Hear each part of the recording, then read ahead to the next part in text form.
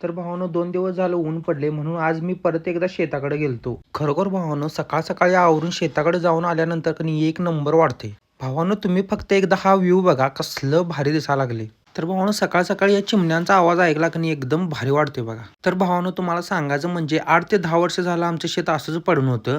तर आम्ही 2 वर्ष झालं आता शेत करायला लागलोय. तर भावानो शेताकडनं घराकडे आलो आणि रात्री माशासनी खायला घातलं नव्हतं. मग म्हणलं यांना आधी आता खायला घालूया. भावानो माशासनी खायला घातला आणि म्हणलं ह्यो काय विषय. भावानो तुम्हाला व्हिडिओमध्ये जो शोपीस दिसायला लागलाय ते मी घरात तयार केले. पण भावानो घरातल्यानी त्यात काय घालून ठेवले फक्त बघा.